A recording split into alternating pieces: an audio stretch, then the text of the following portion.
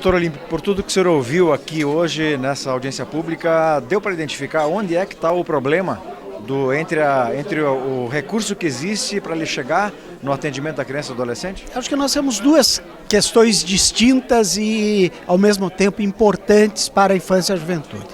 Em primeiro lugar, é bom reforçar a todo momento que lugar de criança é no orçamento público. De nada vale o melhor dos discursos a favor das crianças e adolescentes se no momento das leis orçamentárias, desde os planos plurianuais, a lei de diretriz orçamentária e orçamento propriamente dito, não se canalizarem os recursos indispensáveis para a implementação das políticas públicas que vão garantir os direitos que já estão prometidos para a infância e a juventude na Constituição e no Estatuto da Criança e do Adolescente.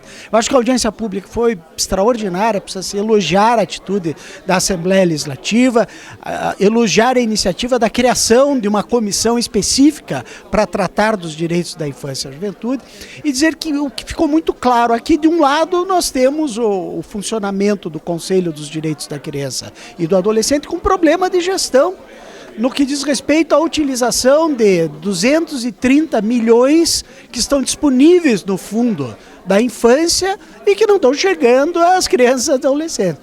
Então é necessário identificar exatamente quais são essas dificuldades, se não há projeto suficiente, em havendo projeto, o que é que demora para chegar na ponta, né, enfim, para os beneficiários desses recursos. Paranhos, por tudo que você ouviu nessa audiência pública, elogiada pelo Dr. Olímpio como sendo excepcional, extremamente importante, dá para dizer que na prática essa história de que a criança é prioridade funciona no Paraná? Só no papel.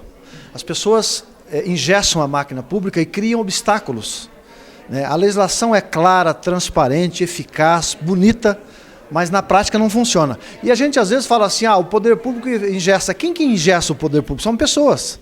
O que é serviço público? É um produto feito por pessoas. Essas pessoas têm que facilitar. Elas dificultam o trabalho e quem sofre com isso é a sociedade. Neste caso, a criança e o adolescente, que não recebe aquilo que deveria receber, que é um direito, que é uma garantia. Dinheiro sobrando e pessoas sofrendo, sendo abusadas, problema de saúde, problema de drogadição, crianças que não têm a escola que deveria ter, que não tem a creche e os recursos por aí, né? A dificuldade de aprovar um projeto. Então, o que nós queremos propor aqui? Nós queremos o seguinte, facilitar a vida das pessoas. Nós não podemos complicar. O que a comissão continuará fazendo é essa fiscalização exaustiva, fiscalizando e, inclusive, com nova proposta. Quebrar a burocracia. Entender por que é que as pessoas têm tanta dificuldade, inclusive, de fazer uma reunião e despachar um projeto, né? Não pode isso. Nós temos que facilitar a vida das pessoas e é preciso essa fiscalização cada vez mais ser rígida. Douglas, na sua opinião, por que existe dinheiro sobrando no fundo, quer dizer, 200 milhões não é pouco dinheiro, e por que os projetos não são aprovados, ou por que se demora tanto para que um projeto seja aprovado para atender a criança, que é a principal, deveria ser pelo menos a prioridade? Justamente porque a criança e a adolescente não são prioridade absoluta, apesar disso estar previsto, né, na Constituição e no próprio Estatuto. Nós temos aí problemas de gestão dos recursos, mecanismos que emperram essa execução. No entanto, nós não estamos falando de 20%, 30% de não execução, nós estamos falando de 95% ou mais por cento não executado. Então a gente avalia que não é apenas elementos burocráticos que impedem essa execução, mas também vontade política e para garantir essa prioridade absoluta à criança e ao adolescente. Você cobrou, inclusive, maior participação do Ministério Público e do Poder Judiciário. Que participação mais efetiva eles poderiam ter? Então, primeiro, presença, né, no espaço do Conselho, e segundo, o exercício desse acompanhamento e da fiscalização do que acontece, né? Por exemplo, o próprio caso da não execução do orçamento público, né?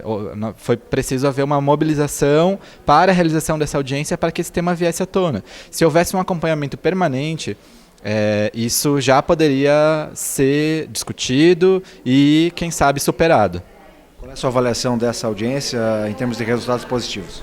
Acho que foi uma audiência muito interessante, várias propostas foram levantadas, várias questões que ainda não haviam sido discutidas, né, publicamente por todas as partes foram colocadas aqui, Então a gente tem aí um diagnóstico do cenário, digamos assim. Temos pontos já que nos mostram quais são os desafios e agora a questão é conseguir resolvê-los e avançar aí na proteção dos direitos da criança e do adolescente.